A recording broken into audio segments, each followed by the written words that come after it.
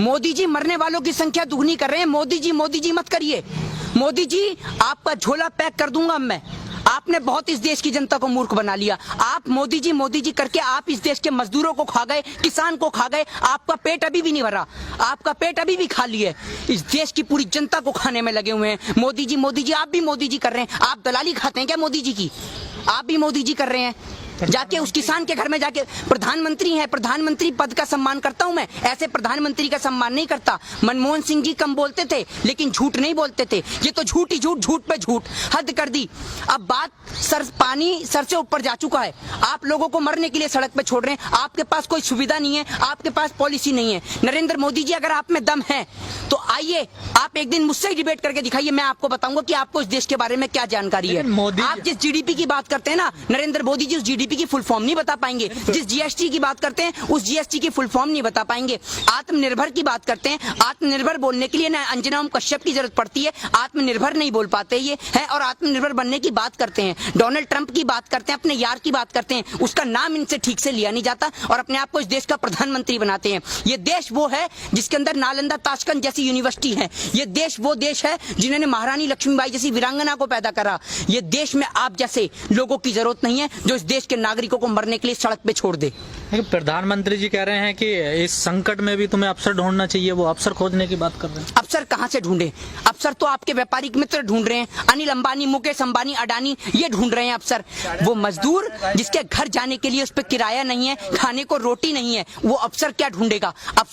वो अवसर तो ये ढूंढ रहा है कि कोई खाली पेड़ मिल जाए जिसमें रस्सी भी टंगाई मिल जाए तो मैं अपने परिवार के साथ में मर जाऊं। उस माँ से जाके पूछिए जो सड़क पे मृत हो जाती है। वो एक छोटा बच्चा, छोटी सी उम्र का बच्चा अपनी मृत माँ का दूध पी रहा होता है पेट भरने के लिए। उस माँ से पूछिए जिसके पेट में एक नवजात शिशु। आपके अच्छे दिन आ गए, मेरे ख्याल से आपके खाते में 15 लाख डालें तभी आपके अच्छे दिन आ गए।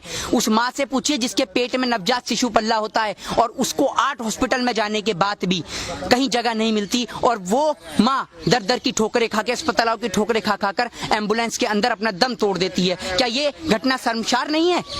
आपको भले ही शर्म ना आती हो लेकिन मेरे भी घर में माँ है तो मेरा दिल यहाँ से दुखी होता है और मेरे को शर्मिंदा होती है, शर्मिंदगी महसूस होती है कि आज हमारे देश का प्रधानमंत्री ऐसा है जो अपने व्यापारिक मित्रों की मदद कर रहा है। ऐसी स्थिति में भी वो सोच रहा है कि कैसे मैं चुनावी प्रचार करूं, कैसे मैं बिहार को अपने नाम करूं, कैसे मैं बंगाल को अपना नाम करूं, कैसे मैं मध्य प्रदेश में सत्ता परिवर्तन करूं। अमित शाह ने कहा है रैली में कि हम 2/3 वोटों से बिहार में जीतेंगे। अमित शाह जी आपको शर्म आनी चाहिए। आपका भी एक बेटा है, एक बार अपने बेटे की ओर देखिए कि आपका इकलौता बेटा अगर बीमार हो जाता है तो आप उसके लिए क्या कुछ नहीं करेंगे। आप इस देश के तमाम बच्चों की तुलना अपने बेटे के साथ करिए, तब आपको पता चलेगा, तब आपको उस माँ का, उस बेटी का, उस बहन का दर्द समझ में आएगा कि एक बच्चे की कीमत क्या होती है।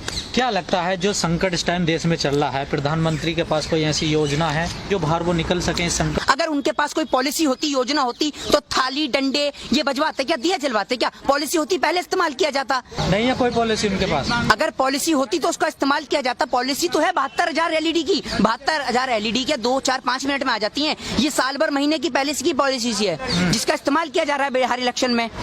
अगर इनके पास पॉलिसी होती मजदूरों को पहुंचाने की, पॉलिसी है भी तो उसका इस्तेमाल नहीं करना चाहते क्योंकि सारा पैसा इलेक्शन में खर्च करना चाहते हैं। श्रमिक ट्रेन चला तो रहे हैं। श्रमिक ट्रेन ऐसा आप गए हैं श्रमिक ट्रेन से? हैं आप गए हैं? आपसे पूछ रहा हूँ। नहीं मैं तो नहीं गया। आप नहीं गए तो आपको कैसे पता कि श्रमिक ट्रेन की क्या सुविधा है? मजदूर से आपने पूछा कि क्या आप सुविधा दे रहे हैं श्रमिक ट्रेन के अंदर? राजधानी में आप भेज नहीं रहे और राजधानी का किराया वसूल कर रहे हैं। आपको शर्म नहीं आ रही? कितनी और दलाली खाएंगे इस देश के चौथे स्तंभ को? पूरा तो जंग लगा चुके हैं, कारण इस देश का चौथा स्तंभ गिर भी जाएगा और हम लोग जिंदा हैं इस देश के चौथे स्तंभ को बचाने के लिए। हम ऐसे लोगों का कदापि साथ नहीं देंगे और तमाम लोगों से मेरा निवेदन है, जिन माओं ने, जिन बहनों ने, जिन बेटियों ने अपने घर परिवार के सदस्यों को खोया है, उनको पता है कि दुख दर्द क्या होता है। और अब आपको और हमें, आप क्या सोच रहे हैं कश्मीर के अंदर कश्मीरी पंडित किस तरीके से मारे जा रहे हैं? आप इस हिंदुओं का वोट का सिर्फ इस्तेमाल करेंगे वोट बैंक के लिए? अब इस देश का हिंदू भी जाग चुका है, मुस्लिम भी जाग चुका है, सिख भी जाग चुका है, ईसाई भी जाग चुका है और अब हिंदू, मुस्लिम, सिख, ईसाई इस संकट में प्रधानमंत्री क्या कर सकते थे? इस संकट में प्रधानमंत्री क्या कर सकते जो उन्होंने नहीं किया? प्रधानमंत्री जी क्या नहीं कर सकते थे? आपसे प्रश्न करता हूँ और आपको मैं बताता हूँ प्रधानमंत्री जी क्या कर सकते थे। प्रधानमंत्री जी ये कर सकते थे कि जिस तरीके से प्रधानमंत्री जी ऑनलाइन सुविधा करते हैं कि आप इस पे कॉल कीजिए और भारतीय जनता पार्टी की सदस्यता लीजिए, तो प्रधानमंत्री जी एक नंबर जारी कर सकते थे कि पूरे देश में कहीं भी मेरे भारतवर्ष का कोई भी मजदूर परेशान है, किसी भी जाति धर्म को मानने वाला, वो इस नंबर पे कॉल करे, उसके लिए खाना और राशन पहुंचाया जाएगा। प्रधानमंत्री ये कर सकते थे। प्रधानमंत्री ये कर सकते थे कि दिल्ली के तमाम बॉर्डरों से लेकर यूपी, लखनऊ, वाराणसी, कानपुर, केरल, कर्नाटक, पश्चिम बंगाल, हरियाणा, तमाम जगह, क्योंकि प्रधानमंत्री पूरे देश का होता है, तमाम जगहों पर भारतीय जनता पार्टी वालों को और उन निक्करधारी सेवकों को खड़ा कर देते कि कहीं भी मेरे भारतवर्ष का कोई भी मजदूर पैदल जाते हुए दिखे तो उसको सुविधा कराओ आने जाने की, और अगर कोई प्यासा दिखे तो उसे पानी की सुविधा कराओ। देश के प्रधानमंत्री इतना तो कर सकते थे। अरे इस लॉकडाउन के अंदर तो इतना देखने को मिला है कि लोगों को पानी तक नसीब नहीं हुआ, भूखे और प्यासे मर गए। आप मोदी जी इतना तो करा सकते थे कि उनको घर नहीं बेच सकते तो कम से कम उनको उसी जगह पर पानी और खाना तो मुहैया करा देते। मेरे दिल को और मेरे भाइयों मजदूरों को भी बहुत खुशी मिलती। देखिए, रैली का टायर पंचर कर देगी बिहार की जनता, स्वागत के लिए तैयार है पुराने जूते और चप्पल, ठीक है, और जिस पे रैली पे रथ यात्रा ये करेंगे उसका पंचर करेगी बिहार की जनता। बिहार के अंदर से शुरुआत होगी भारतीय जनता पार्टी की संपूर्ण भारत से जाने की तैयारी। मोदी जी का झोला पैक हो चुका है और उस झोले को एयरपोर्ट तक मोदी जी जाना चाहेंगे फ्लाइट से तो फ्लाइट से, ट्रेन से जाना चाहेंगे तो ट्रेन से, और अगर मोदी जी पैदल जाना चाहेंगे तो पैदल। इस देश की जनता मोदी जी के झोले को पहुंचाने की तैयारी कर रही है जिस तरीके से। और मैं आपको बताऊं, सबसे बेहतर है योगी आदित्यनाथ जी, जो कहते हैं कोरोना खत्म खत्म खत्म।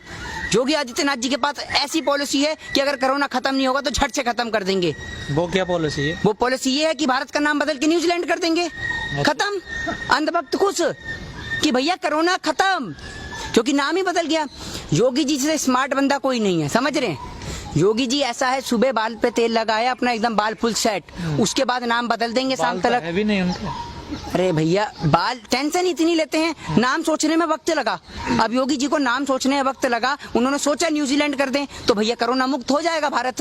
कि क्या लगता है जो बिहार के जो मजदूर थे, प्रवासी मजदूर, इस कोरोना काल संकट में जो पैदल लोग पहुंचे हैं, उन सारी परिस्थितियों को, उन सारी दिक्कतों को देखते हुए वोट करेंगे इस बार? वोट क्या करेंगे? मैं आपसे क्या कह रहा हूँ, आप बात को नहीं समझ रहे।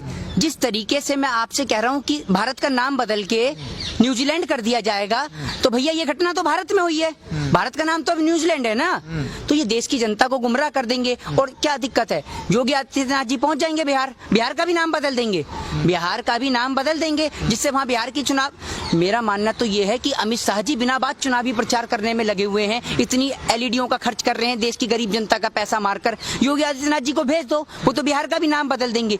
काम इन्हें कुछ करना नहीं है, जनता को मूर्ख बनाना है, भक्तों से ताली पिटवानी है। भक्तों ताली बजाओ और खुश हो जाओ, क्योंकि भारत कोरोना में 11वें स्थान से 4थे स्थान पे पहुंच चुका है। आप थाली पीटते रहो, अनुपम खेर जी आप भी थाली पीटो, खूब थाली पीटो, क्योंकि ये अनुपम खेर जी तो ऐसे लोग हैं, अनुपम खेर जैसे ऐसे लोग हैं जो कोरोना जैसी महामारी में भी पैसा कमाने की सोचते हैं। ना कि इनको तो सबक लेना चाहिए सोनू सूद जैसे लोगों से, जिन्होंने इस महामारी में बाहर निकल के देश की गरीब जनता की सेवा करी है, उन मजदूरों की सेवा करी है जो महाराष्ट्र के अंदर रह रहे हैं, बिहार से आए हुए मजदूर हैं, उनको उनके घर तक पहुंचाया है। आप बताइए एक ऐसे भाजपा के नेता का नाम, बताइए एक ऐसे बॉलीवुड सेलिब्रिटी का नाम जिसने इन मजदूरों के लिए भलाई के लिए सोचा हो।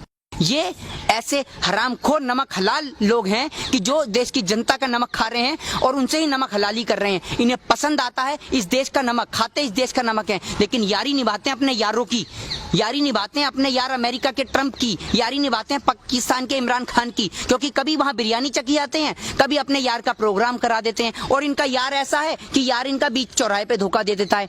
नेपाल, जिसकी औकात इतनी सी है कि हमारे देश जेल के कैदी छोड़ दें तो पाकिस्तान और नेपाल को निस्तो नाबूद कर देंगे, आज वो बिहार के सीतामढ़ी से हमें आंख दिखा रहा है, कभी फायरिंग कर रहा है तो कभी कुछ कर रहा है। इस देश की दलाल मीडिया नहीं दिखाएगी तो क्या इस देश की जनता तक सच नहीं पहुंचेगा? इन्होंने मूर्ख बनाने का प्रयास कर रखा है पूरे देश की जनता को। कभी ये थाली पिटवाते हैं, कभी ढोल बजवाते हैं, कभी लाइट जलवाते हैं, कभी दिए जलवाते हैं।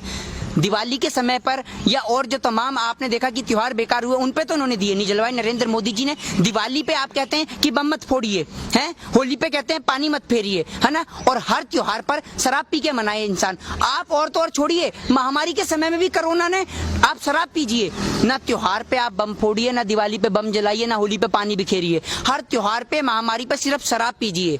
इन पे शराब के अलावा और कोई ऑप्शन नहीं है, क्योंकि सरकार के पास शराब से पैसा आ रहा है। आप क्या समझ रहे हैं बिहार के अंदर अभी आप देखिए, मध्य प्रदेश का मैं आपको करंट मुद्दा बताऊं, मध्य प्रदेश के अंदर इनके पास बहुमत है नहीं, राज्यसभा में 2 कैंडिडेट इन्होंने खड़े कर दिए। कैसे खड़े कर दिए? क्योंकि वहां इनका इरादा है खरीद और फरोख्त का धंधा चलाने का। ये पुराने बाजीगर हैं, धंधा करने वाले लोग हैं। ये जो गरीब देश की जनता, जो किसान खून पसीने की कमाई से पैसा कमाता है ना, उस किसान से जाके पूछिए जो पूरे दिन अपना पसीना बहाता है, तब उसका बेटा, आपको पता है जब किसान के फोन पे मैसेज आता है तो उसका पिता उससे कहता है कि बेटा फोन पे मैसेज आया, जाकर देख। तो उसका बेटा कहता है कि पिताजी ये मैसेज बैंक से नहीं आया कि हमारे लिए पैसा आ गया, ये मैसेज मेरी फीस का आया है। उस किसान से जाके पूछो कि जब वो अपने बेटे की स्कूल की, कॉलेज की फीस नहीं दे पाता, जब वो किसान अपने बैंक वालों का कर्ज नहीं चुका पाता, जब वो किसान के खेत पे कब्जा कर लेते हैं बैंक वाला, तो उस किसान के पास सिर्फ एक ही ऑप्शन होता है, इस पेड़ पे टंग जाने का।